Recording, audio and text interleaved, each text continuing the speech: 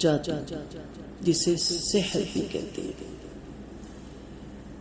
سحر لغت میں ہر ایسے اثر کو کہتے ہیں جس کا سبب ظاہر نہ ہو، خواہ وہ سبب مانوی ہو جیسے خاص کلمات کا اثر، یا غیر محسوس چیزوں کا ہو جیسے جنات اور شیاطین کا اثر۔ جادو کی بہت سی اقسام ہیں، مگر عرف عام میں عموماً جادو ان چیزوں کو کہا جاتا ہے جن میں جنات اور شیاطین کے عمل کا دخل ہو۔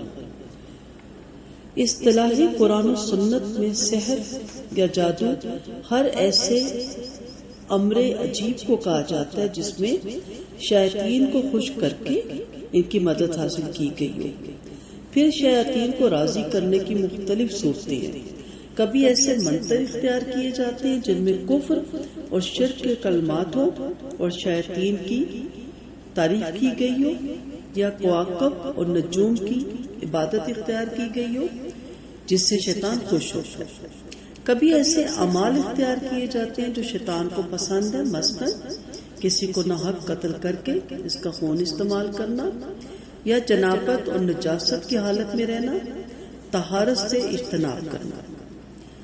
جس طرح اللہ تعالیٰ کے پاک فرشتوں کی مدد ان اقوال اور افعال سے حاصل کی جاتی ہے جن کو فرشتے پسند کرتے ہیں، مثلا تقوی، طہارت اور پاکیزگی، بدبو اور نجاست سے اجتناب، تو ذکر اللہ اور عمل خیر۔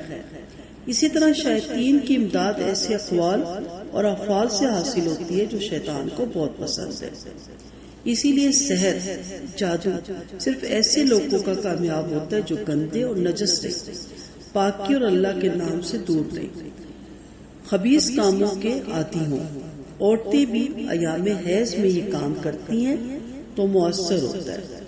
باقی شعبدہ بازیاں، ٹوٹکے، ہاتھ کی چلاکی کے جو کام وغیرہ ہیں ان کو مجازاً سحر کہا جا سکتا ہے۔ ایک بات ہمیشہ یاد رکھیے گا، جادو سیکھنے اور سکھانے والا کافر ہے۔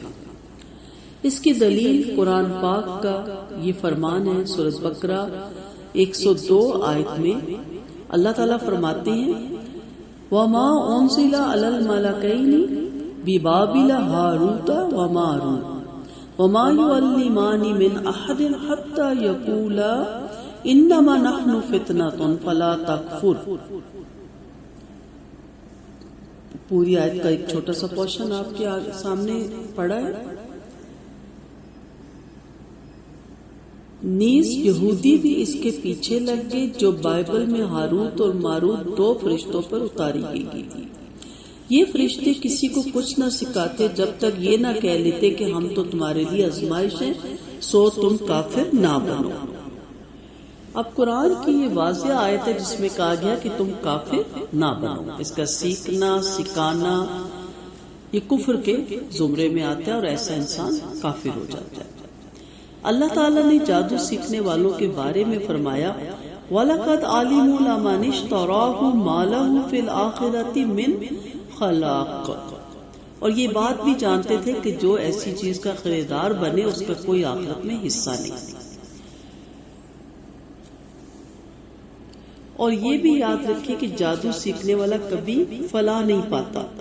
اس پر اللہ تعالیٰ کے یہ فرمان سورۃ طٰ آیت نمبر 29 وَلَا يُفْلِحُ السَّاحِرُ حَيْثُ أَتَىٰ، اور جادوگر فلاح کبھی نہیں پاتا چاہے وہ کہیں سے ہی آئے۔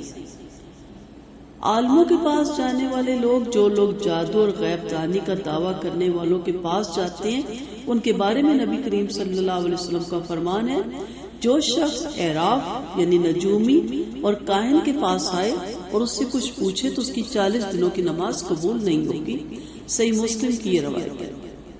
ابو ہریرہ رضی اللہ عنہ سے روایت ہے کہ آپ صلی اللہ علیہ وسلم نے فرمایا جو شخص عراف اور کاہن کے پاس جائے اور اس کی کئی بھی باتوں کو سب سچ سمجھے، اس نے محمد صلی اللہ علیہ وسلم پر نازل شریعت سے کفر کیا۔ کاہن، نجومی، فالگیر سنیاسی بابا، جوگی، ملنگ، عامل، روحانی بابا، کالے علم کی کاٹ کے ماہر، دست شناس، سب جادو سے مختلف فنون کے ماہر کے نام ہیں، اور ان احادیث سے ان سب کی طرف اشارہ ہے جس کی تشریح اور تفسیر تمام علماء نے کی، اور یہی کہا کہ اس میں سب اس کے زمرے میں آتے ہیں۔ ان آیات اور حدیث سے واضح ہوتا ہے کہ جادو اور اس سے ملتے جلتے تمام دوسرے علوم سیکھنا، سکھانا اور ایسے لوگوں کے پاس جانا سب ہی کفر کے زمرے میں آ جاتے ہیں۔ ایک مسلمان اتنی سخت وعید کے بعد ان کے قریب جانے کا تصور بھی نہیں کر سکتا۔ اسلام میں حرام امور کو جاری رکھنے میں کسی نہ کسی طرح معاون بننے والے تمام لوگ بھی اس پر کی گئی وعید میں شامل ہوتے ہیں۔ نبی کریم صلی اللہ علیہ وسلم نے شراب کے متعلق جیسے 10 آدمیوں پہ لعنت فرمائی۔ شراب بنانے والا یعنی مزدور، شراب بنوانے والا یعنی سرمایہ کار، شراب پینے والا، شراب اٹھانے والا، شراب وصول کرنے والا یعنی تاجر، شراب پلانے والا یعنی ساقی، شراب فروخت کرنے والا، شراب کی قیمت کھانے والا، شراب خریدنے والا، اور جس کے لیے شراب خریدی جائے یعنی کسی کو ایسے تحفہ بھی اگر دی جائے تو۔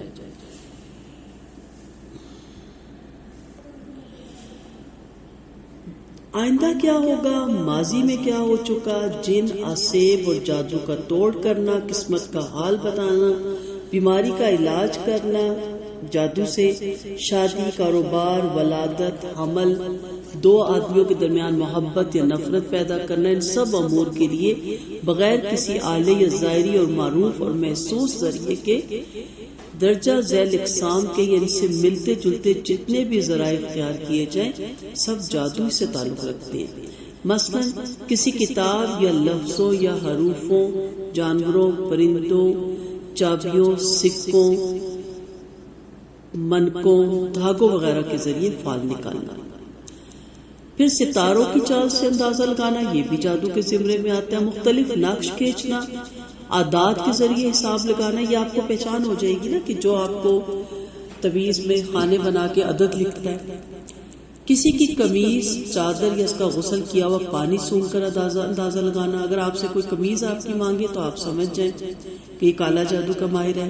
فرشتوں، نبیوں، ولیوں یا کسی اور مخلوق کے ناموں کا استعمال کرنا، کسی سوئی، کھوپڑی، گوشت، کپڑے، پیالی، پلیٹ، لوٹے، آئینے وغیرہ کے ذریعے عمل کرنا، کوئی جنتر منتر یا اس طرح کے الفاظ پڑھنا محمل جن کے میننگ نہیں آتے آپ کو، کنووں، کھڈوں، دریاؤں، جنگلوں، قبرستانوں اور قبروں میں چلے کاٹنا، چپ کر روزہ رکھنا، مسلسل ایک ٹانگ پہ کھڑا رہنا، سانس روکنے کی مشق کرنا، مہینوں غسل نہ کرنا، کسی صورت، کسی آیت، کسی لفظ، کسی اسم کا کسی خاص تعداد میں ورد کر کے روحانیت حاصل کرنا، زندہ یا مردہ لوگوں کی روحیں حاصل کرنا، جنات قابو کرنا، رنگوں اور روشنیوں پہ توجہ مرکوز کرنا، مختلف پتھروں اور ہیروں کے اثرات کو انسانی زندگی میں مؤثر سمجھنا، الٹی آیات لکھنا، الٹے اسماء الحسنی لکھنا، الٹی بسم اللہ پڑھنا، نعوذ باللہ، تلاوت قرآن